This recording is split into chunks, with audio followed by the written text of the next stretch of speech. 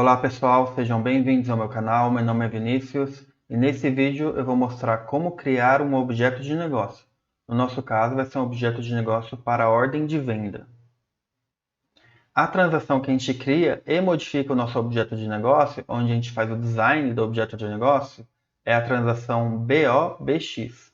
Então vamos lá, BOBX. Aqui você vai clicar nesse papelzinho em branco para criar um novo objeto de negócio. Aqui ele está pedindo o nome do objeto de negócio. No nosso caso vai ser ZBO, de objeto de negócio, underline SEO. Esse SEO vem de Sales Order, ordem de venda, tá? Então o objeto fica ZBO, underline SEO. A descrição vai ser ordem de venda. E a categoria a gente vai deixar essa 0, que é o Business Object, tá? Não precisa mexer.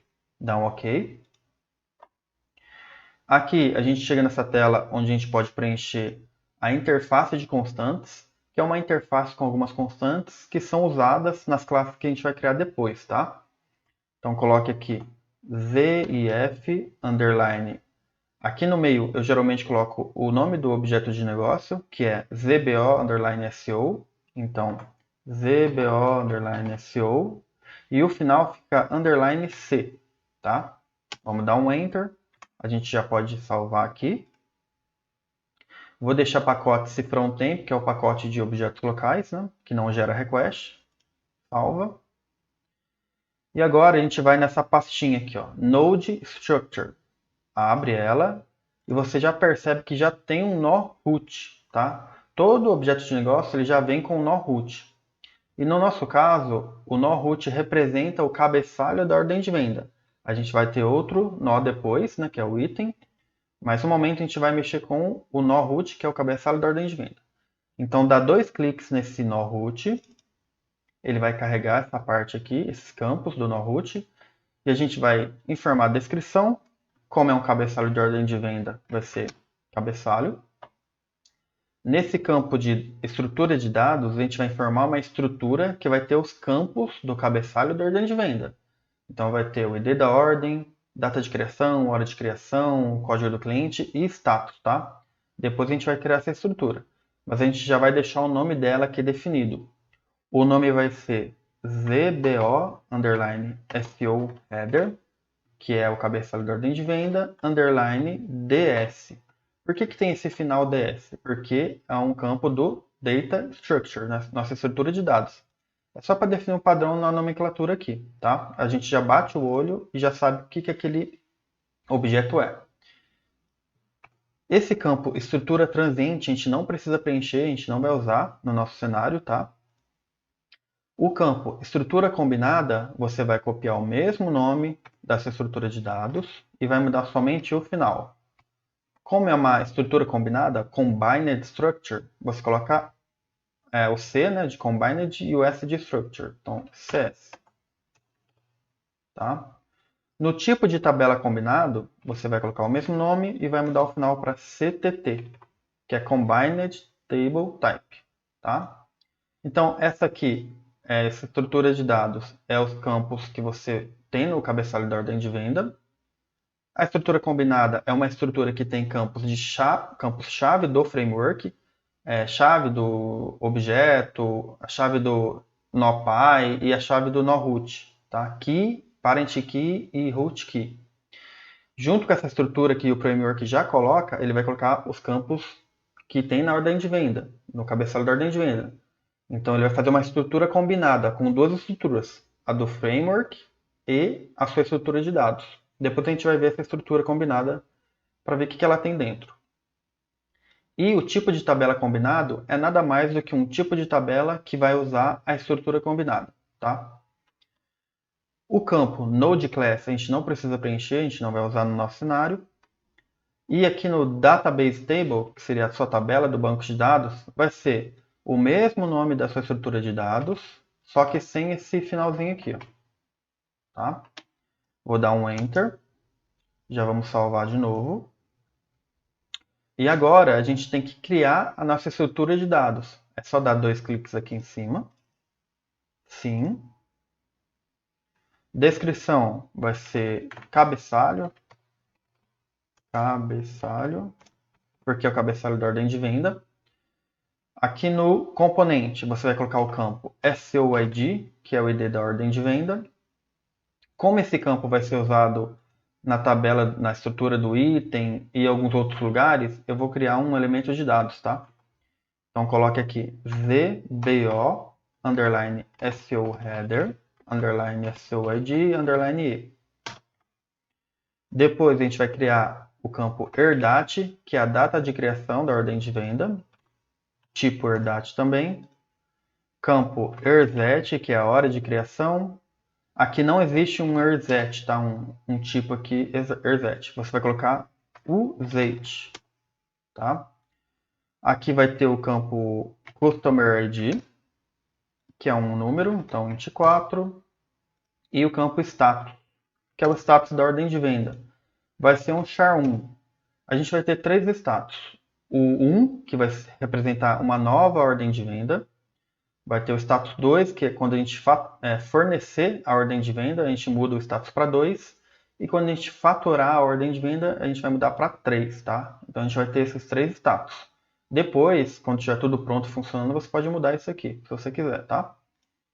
Mas vamos usar dessa forma para que todos os outros vídeos funcionem com base nesse status, tá? Se você mudar aqui, você vai ter que mudar o jeito que eu vou fazer a classe depois, tá? Então, é bom seguir o que eu estou passando aqui.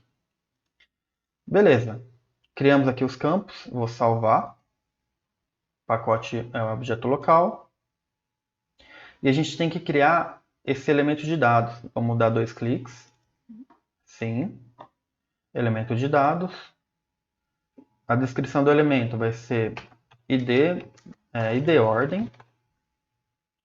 Você vai mudar aqui para built-in type, que é o tipo embutido, e coloque int4, que vai ser um número, né? Aqui na aba Field Label, você vai colocar ID ordem em tudo. Tá? Vamos salvar. Ativa. Volte para a nossa estrutura de dados e você vai ativar aqui também. Ele deu um aviso, vamos dar uma olhada. Aqui a gente vai definir a categoria de ampliação. Onde a gente faz isso? Volta aqui, menu extras, categoria de ampliação, esse enhancement category. Dá um OK. Você vai mudar para aqui, ó, can be enhanced, esse DIP, tá? Que a gente pode ampliar, pode ser ampliada, né?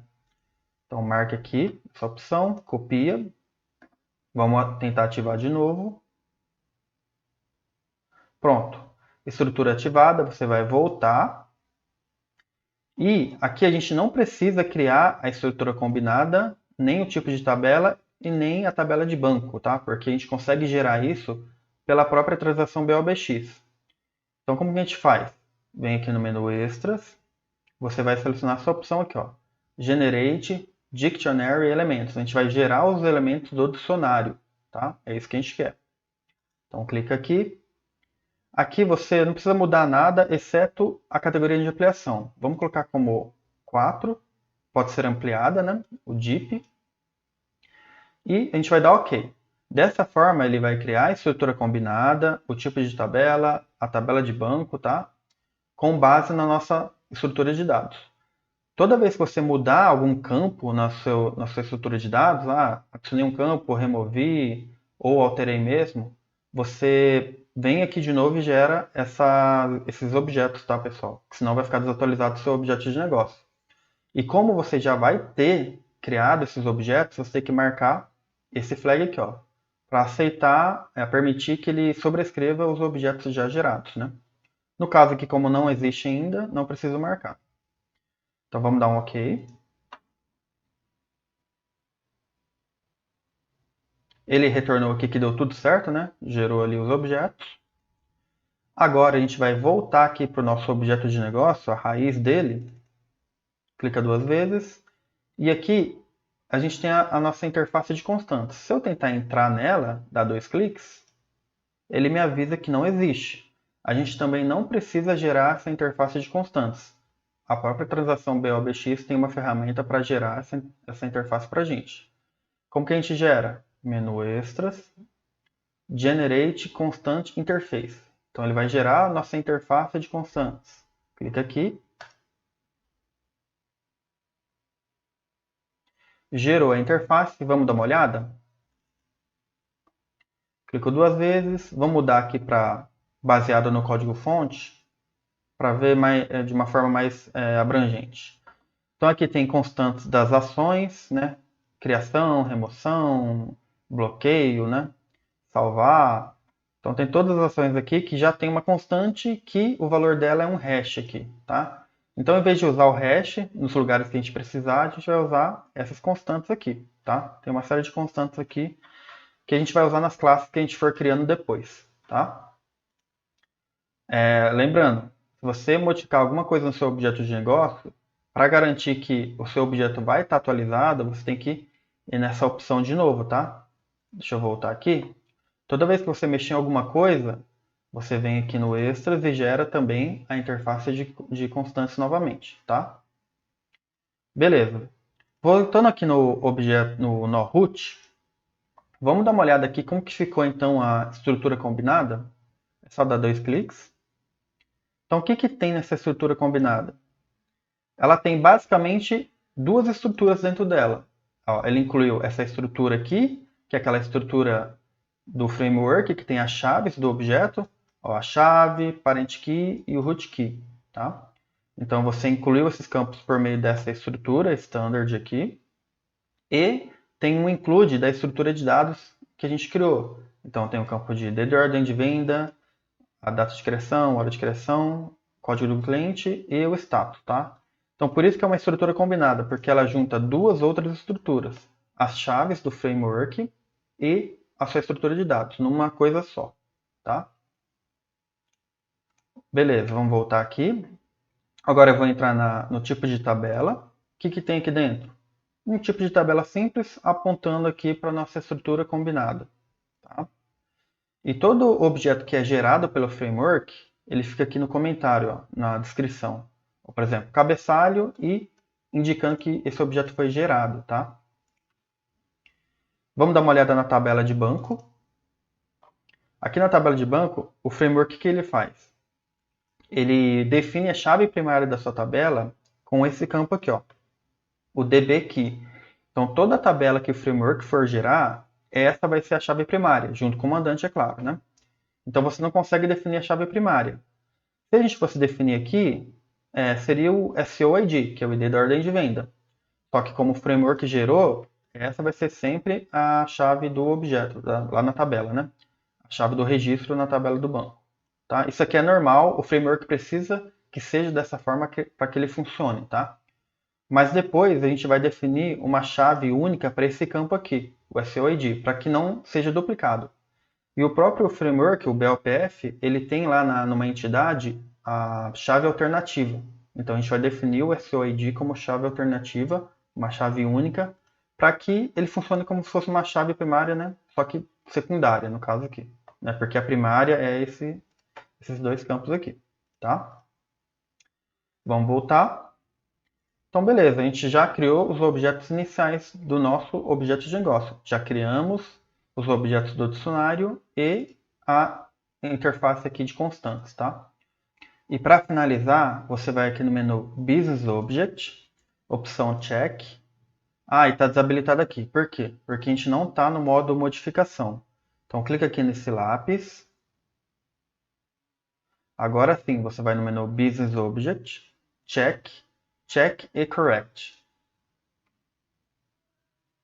Então ele vai te mostrar aqui a lista de modificações que teve, né? Elementos criados, elementos modificados e elementos deletados, tá? É só para você ver o que foi modificado mesmo. Toda vez que você modificar o seu objeto de negócio, você vai ter que fazer esse processo, tá? Que eu estou mostrando aqui agora. Agora você vai no menu Business Object de novo, Check e escolha Check. Está verificando, né, o objeto de negócio e ele não encontrou nenhum erro de configuração, tá? Então tá tudo certo. Se tivesse algum problema aqui, você receberia umas mensagens de erro e ele ia te falar, né, ó, tá com algum problema em algum lugar aqui no seu objeto de negócio. No nosso caso, está tudo certo. Então, seguindo, vai no menu Business Object de novo e escolhe essa opção aqui, Check e Generate.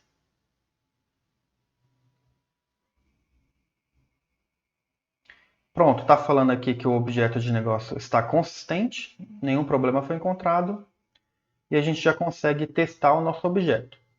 No próximo vídeo, a gente vai testar o nosso objeto lá na transação BOBT, onde a gente vai tentar inserir, atualizar, remover e consultar dados do objeto de negócio de ordem de venda. Então, se você gostou do vídeo, deixe o seu like, se inscreva no canal. Qualquer dúvida pode colocar nos comentários e até mais.